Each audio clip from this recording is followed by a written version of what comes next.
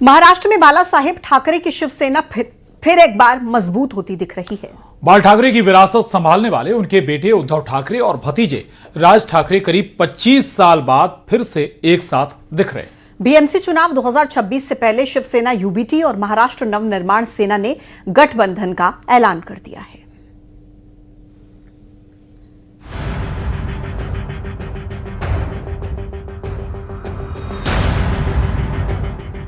महाराष्ट्र की राजनीति एक बार फिर से पूरे देश में चर्चा का विषय बन गई है। राज्य में बीएमसी समेत अन्य महानगर पालिकाओं के चुनाव से पहले बुधवार को शिवसेना यूबीटी के प्रमुख उद्धव ठाकरे और महाराष्ट्र नवनिर्माण सेना एमएनएस के प्रमुख राज ठाकरे ने गठबंधन का ऐलान कर दिया है।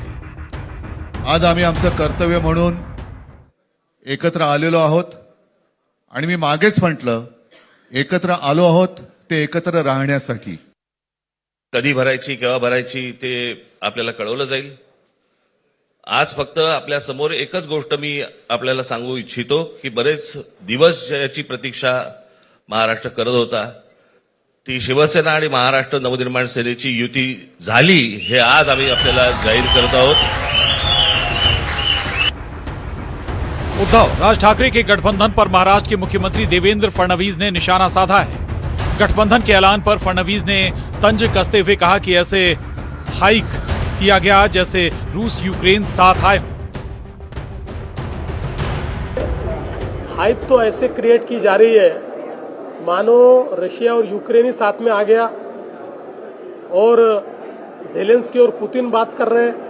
इस प्रकार की हाइप दो पार्टियां जो अपना अस्तित्व खोज रही है, जिन्होंने अपना अस्तित्व गंवा दिया है, जिन्होंने बार बार भूमिकाएं बदलकर लोगों के बीच अपने बारे में अविश्वास पैदा किया है, जिन्होंने तुष्टीकरण की नीति को अपनाकर एक प्रकार से अपना वोट बैंक खो दिया है, ऐसी दो पार्टियां साथ में आई है तो उनके साथ में आने से कौन सा फर्क पड़ने वाला है। ठाकरे ब्रदर्स बुधवार को एक साथ मंच पर आए और गठबंधन का ऐलान किया। वहीं पूरा ठाकरे परिवार काफी खुश नजर आया। आदित्य ठाकरे और अमित ठाकरे भी नजर आए। औपचारिक ऐलान से पहले उद्धव ठाकरे और राज ठाकरे ने बाला साहेब ठाकरे के स्मारक पर जाकर श्रद्धांजलि अर्पित की। दोनों के साथ संजय राउत भी मौजूद थे। वहीं राज ठाकरे की मां कुंदा ठाकरे ने दोनों भाइयों की आरती उतारकर स्वागत किया। दोनों भाइयों के 2 दशक बाद साथ आने से ठाकरे परिवार में खुशी की लहर है। आदित्य ठाकरे ने भी खुशी जताई है। बता दें कि पिछले काफी वक्त से राज ठाकरे और उद्धव ठाकरे के बीच नजदीकियां बढ़ी हैं। इसी साल जुलाई में मुंबई के वर्ली डोम में दोनों भाइयों ने एक साथ रैली की थी। Aditya, are you happy with this? जी अभी बाद में। Are you happy? Are you happy? Very happy and very happy for Maharashtra. Aditya, क्या बाकी जगहों पे भी युति होगी? बाकी जगहों पे भी युति होगी? सब जगह होगी और आप देखोगे महाराष्ट्र का अच्छा होगा। तो मेयर किसका होगा? मुंबई का। उद्धव और राज ठाकरे को साथ लाने के लिए परिवार के लोग काफी दिन से संघर्ष कर रहे थे, जिसमें उनके चंदू मामा भी शामिल थे। चंदू मामा ने दोनों भाइयों के साथ आने पर खुशी जाहिर की। कैसा लग रहा है आखिरकार दोनों भाई? बहुत खुशी की बात है, बहुत खुश हो गया है क्योंकि आपने बहुत ट्राई किया था कि दोनों भाई एक साथ में आए। हो गया ना अभी। Very nice, I am very happy. कि आप बहुत ट्राई कर रहे थे इसके लिए। वो तो है, खुदा की मर्जी चाहिए ना। उद्धव राज ठाकरे के गठबंधन पर बीजेपी ने हमला बोलते हुए कहा है कि मुंबई में 2 परिवारवादी अपनी जमानत बचाने आए हैं। उद्धव गुट के नेता संजय राउत ने बीजेपी को घेरते हुए कहा कि ये महाराष्ट्र के लिए अच्छी बात है कि दोनों भाई साथ आ रहे हैं। जो होता है वो व्यापार होता है राजनीति में। आपको इतना सीट से रहेंगे, वो व्यापार है।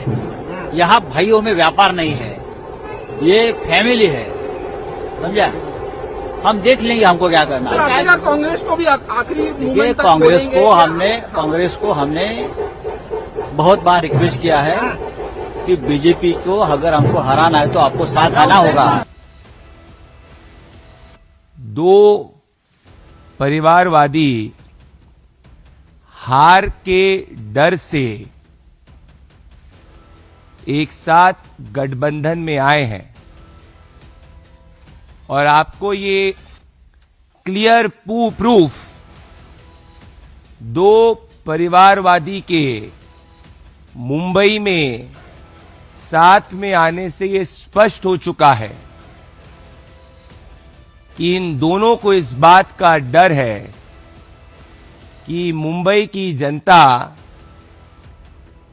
एनडीए के, भारतीय जनता पार्टी के विकास को चुनने जा रही है। बता दें, मुंबई की बीएमसी में पिछले कई दशक से शिवसेना का मेयर ही बैठा है। ऐसे में बीएमसी चुनाव 2026 में उद्धव ठाकरे की प्रतिष्ठा दांव पर है। Bureau report, news 18।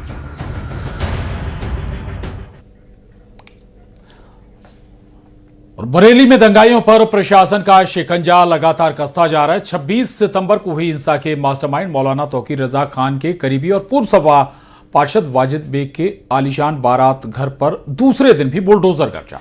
इज्जत नगर के फरीदापुर चौधरी इलाके में स्थित इस बेग बारात घर को बरेली विकास प्राधिकरण ने ध्वस्त कर दिया।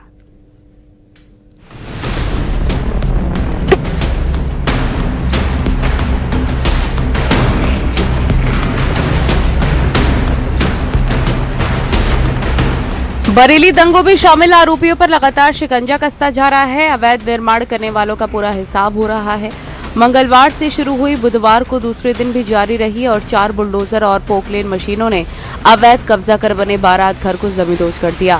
बीडीए अधिकारियों के मुताबिक करीब 1200 वर्ग मीटर में फैला ये बारात घर पूरी तरीके से अवैध था। बिना नक्शा पास कराए और नियमों को ताक पर रखकर इसका निर्माण किया गया था। इसकी लागत 3 करोड़ रुपए से अधिक आंकी जा रही है। वहीं बरेली प्रशासन ने, बरेली विकास प्राधिकरण ने उसकी संपत्तियों को चिन्हित करते हुए, वाजिद बेग की संपत्तियों को चिन्हित करते हुए ये तय कर लिया कि उसके लिए तहस नहस कर दिया जाएगा। चूंकि वाजिद बेग ने ये जो बेग पहले से इसके लिए बरेली विकास प्राधिकरण के जो नियम थे, कायदे कानून थे, उनको दरकिनार करके इसको अपना साम्राज्य खड़ा किया हुआ था। तो इस तरीके से वाजिद बेग ने 1-2 करोड़ की नहीं, बताया जा रहा है कि करीब 80 करोड़ रुपए की संपत्ति को अर्जित किया हुआ था। पुलिस जांच में खुलासा हुआ है कि इसी बारात घर में हिंसा फैलाने की साजिश रची गई थी। आरोप है कि यहां मौलाना तौकीर रजा के साथ मिलकर युवाओं को भड़काने की बैठकें हुई हैं। 26 सितंबर को जुमे की नमाज के बाद शहर में हुई व्यापक हिंसा में पथराव, आगजनी और पुलिस पर हमले हुए थे। इस मामले में तौकीर रजा समेत कई लोग आरोपी हैं। सबसे खास चीज ये है, मैं आपको बता दूं कि ये वाजिद व्यक्ति है जो मौलाना तौकीर रजा का लेफ्ट हैंड कहा जाता था, मौलाना तौकीर रजा का फाइनेंसर था और उसका खास मददगार होता था। ये वही बेग पैलेस है जहां पर 26 सितंबर को बरेली में जुमा की नमाज के बाद 19 सितंबर को बैठ करके मौलाना तौकीर रजा और उसके मददगारों ने बैठ करके रणनीति बनाई थी कि किस तरीके से बरेली को दंगों की आग में झोंका जाए। वाजिद बेग फिलहाल फरार है। उसकी तलाश में पुलिस की 3 टीमें लगी हैं। इससे पहले उसके एक जिम को भी सील किया जा चुका है। बीडीएफ वाजिद बेग की अन्य संपत्तियों की जांच कर रही है। प्रशासन तौकीर रजा के करीबियों पर लगातार एक्शन ले रहा है। अब तक 1 दर्जन से अधिक संपत्ति पर बुलडोजर चल चुका है या फिर उन्हें सील किया जा चुका है। सबसे खास चीज यह है कि इसके बाद पुलिस ने ताबड़तोड़ कार्रवाई करते हुए करीब 1 दर्जन मुकदमे दर्ज किए हैं। पुलिस अधिकारियों का साफ तौर पर यही कहना है कि जितने मुकदमों में मौलाना तौकीर रजा आरोपी था, उतने ही मुकदमों में जो है वाजिद बेग आरोपी है। इस वक्त वाजिद बेग फरार है। पुलिस की 3 टीमें लगातार उसका पीछा कर रही हैं कि आखिर वाजिद बेग कहां है। ये कार्रवाई अवैध निर्माणों के खिलाफ है, लेकिन इसका संदेश साफ है कि कानून तोड़ने वालों को किसी भी सूरत में बख्शा नहीं जाएगा। हिंसा में अब तक 11 FIR दर्ज हो चुकी हैं और 80 से ज्यादा गिरफ्तारियां भी हुई हैं। Bureau report, news 18।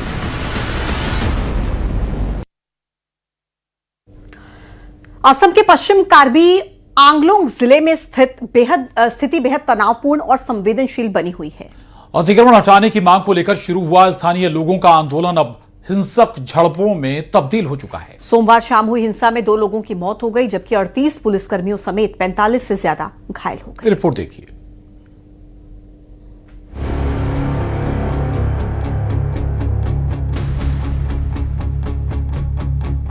असम के पश्चिम कार्बी आंगलोंग जिले में अतिक्रमण हटाने की मांग को लेकर शुरू हुआ आंदोलन हिंसक हो गया, जिसमें 2 लोगों की मौत हो गई।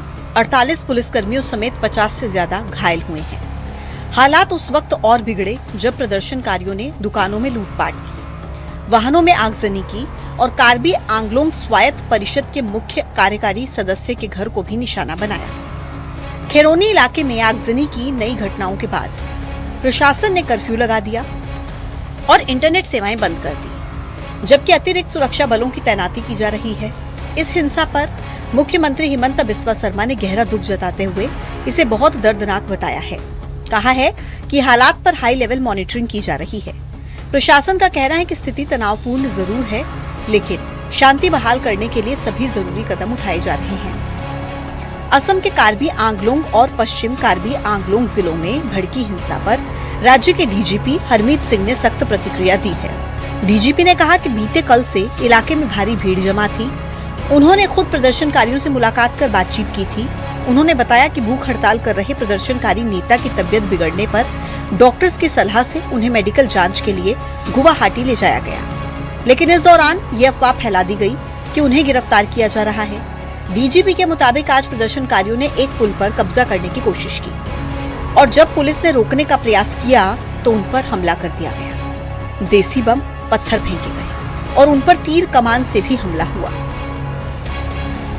कि किसी का कोई भी डिमांड है, कोई भी ग्रीवांस है, government is talking to them, a date has been set for the talks. It's a tripartite talk. Chief minister साहब ने खुद आगे बढ़ के उनको डेट दिया है। उसके बाद उनका जो हंगर स्ट्राइक था वो विड्रॉ हुआ है। लेकिन to attack not only the police but before that you know that they burnt all the shops, they have attacked and vandalised all the shops. और हम कल से रिस्ट्रेंट पे थे। Today till now the count, I've asked for more ambulances and more first aid kits.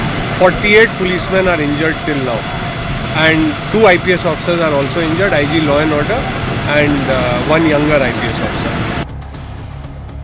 वहीं असम के मुख्यमंत्री हिमंता बिस्वा शर्मा ने इस मामले में एक्स पर पोस्ट किया है। उन्होंने कहा कि मैं कार्बी आंगलोंग में स्थिति पर करीब से नजर रख रहा हूं। आज की अशांति में 2 लोगों की जान जाना बेहद दुखद है। उन्होंने कहा कि शांति बनाए रखने के लिए बुधवार को खैरानी क्षेत्र में अतिरिक्त सुरक्षा बल तैनात किए जाएंगे। सामान्य स्थिति बनाने और बातचीत के माध्यम से मुद्दों का हल करने के लिए हम सभी संबंधित पक्षों के निरंतर संपर्क में हैं। शोक संतप्त परिवारों के प्रति मेरी गहरी संवेदनाएं हैं। सरकार सभी प्रभावित परिवारों के साथ खड़ी रहेगी और उन्हें हर संभव सहायता प्रदान करेगी। असम के पश्चिम कार्बी आंगलोंग जिले में मंगलवार को स्थिति तब और तनावपूर्ण हो गई जब अतिक्रमण हटाने की मांग को लेकर शुरू हुआ आंदोलन हिंसक झड़प में बदल गया। प्रदर्शन की आड़ में उपद्रवियों ने दुकानों में लूटपाट की, वाहनों को आग लगाई और यहां तक कि कार्बी आंगलोंग स्वायत्त परिषद के मुख्य कार्यकारी सदस्य का घर भी फूंक डाला। हालात को काबू करने के लिए प्रशासन ने इंटरनेट सेवाएं बंद कर दी हैं और कर्फ्यू लगा दिया गया है। Bureau report, news 18। और अरावली विवाद पर सियासी वार पलटवार का दौर लगातार जारी है। अब तक